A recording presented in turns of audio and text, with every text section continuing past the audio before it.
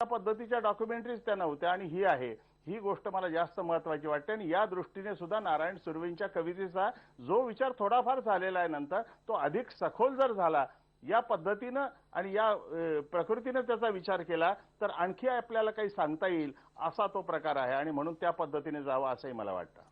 अगदी बरोबर आहे. सुर्वे हा कबीराशी नातं सांगणारा कवी होता. आपण आता एक ब्रेक घेऊया. ब्रेक नंतर मी येणार आहे प्रज्ञा पवार, सतीश काळसेकर आणि इतर सर्व पाहुण्यांकडे. पण ब्रेक पूर्वी आपण बघूया सुर्वे हे काही फक्त मराठी पुरते, महाराष्ट्रापुरते कवी नव्हते. सगळ्या देशामध्ये, जगातल्या अनेक देशांमध्ये त्यांच्या कवितेचा अनुवाद झाला. मराठी बाहेरचे कवी, लेखक त्यांच्याविषयी काय म्हणतात ते बघूया उदय प्रकाशांची प्रतिक्रिया काय आहे आणि लक्ष्मीनारायण बोल्ली ज्यांचा तेलुगूशी संबंध आहे ते काय म्हणतात. बहुत बड़ा नुकसान है, बहुत बड़ा धक्का है, बहुत बड़ी क्षति है भारतीय कविता को। और महाराष्ट्र में तो खास तौर से महाराष्ट्र की ने जो 3 बहुत बड़े कवि दिए थे, अभी अभी दुर्भाग्य से तीनों एक के बाद एक गए।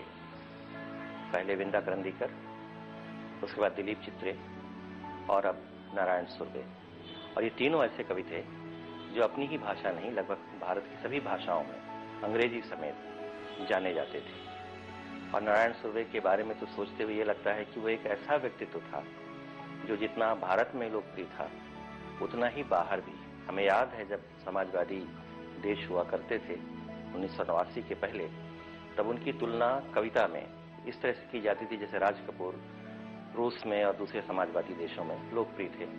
नारायण सुर्वे की तुलना तब प्रोलेटेरियट पोएट के रूप में, जन कवि के रूप में, सर्वहारा कवि के रूप में उनकी तुलना येसेनिन और मायाकोव्स्की से की जाती थी। तो अपार लोकप्रियता थी उन्हें। अभिजात साहित्यिक, कवी, सामान्य जनमनात वास केलेला असा मोठा कवी, लहानांचा फार मोठा कवी म्हणून नारायण सुर्वेंच्याकडे पाहता येईल.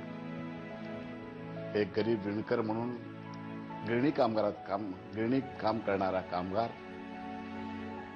आर्थिक परिस्थिती अत्यंत सामान्य अवस्थेत जगणारा, पण मराठी साहित्याला ऐश्वर्य प्राप्त करून दिला हा मोठा कवी. अस्सल पाणी कुठे मिळतं आपल्याला? जमिनीच्या तळाशी गेल्यानंतर मिळतं. तसं अस्सल माणूस सुद्धा समाजाच्या तळाशीच मिळतो. वर फक्त इस्त्रीचे कपडे असतात आणि मुखवटे. नारायण सुर्वे अस्सल कवी होते. परभणीला झालेल्या 68व्या मराठी साहित्य संमेलनाचे ते अध्यक्ष झाले. खूप मोठा सन्मान त्यांना मिळाला.